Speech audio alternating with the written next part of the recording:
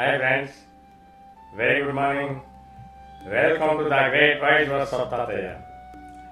అందరూ కూడా కోరుకుంటున్నది, అడుగుతున్నది అద్భుతమైన టాపిక్ వచ్చి అహంకారం మితిమీరితే.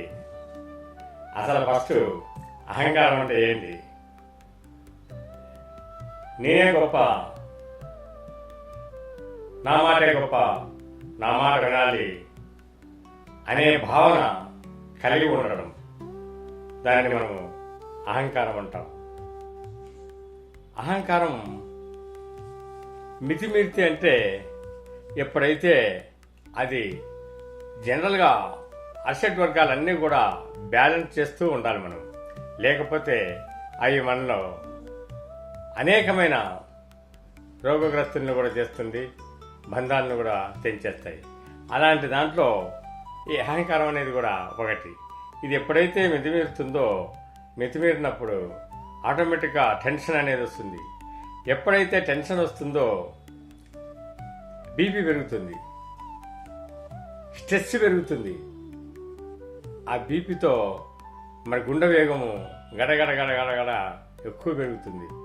దాంతో బీపీ 200 పైన వచ్చినారంటే ఒక్కొక్కసారి పెరాలసిస్ వచ్చే సమస్య కూడా లేకపోలేదు. అంతేకాదండోయ్, స్ట్రోక్ వస్తుంది ఒకసారి. అంతేకాదు, ఈవెన్ గుండె హార్ట్ అటాక్ కూడా ఇంకా ఎక్కువ అయినప్పుడు వచ్చే పరిస్థితి కూడా ఉంది. కాబట్టి ఎప్పుడూ కూడా అది బ్యాలెన్స్ చేసుకుంటూ జీవితంలో చక్కగా ఉండాలి, సత్సంబంధాలతో అందరితో కలిసిమెలిసి ఉండాలి, హ్యాపీగా ఉండాలి, ఆనందంగా ఉండాలి.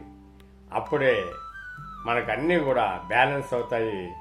ఎప్పుడైతే మనం బ్యాలెన్స్డ్గా ఉంటామో మనకు ఆ యొక్క బీపీ అనేది, ఆ స్ట్రెస్ అనేది, ఆ స్ట్రెయిన్ అనేది అన్నీ కూడా బ్యాలెన్స్డ్గా ఉంటాయి. ఆ బ్యాలెన్స్డ్గా మెయింటైన్ చేసినప్పుడు ఆ జీవితం స్వర్ణయుగం లాగా ఉంటుంది.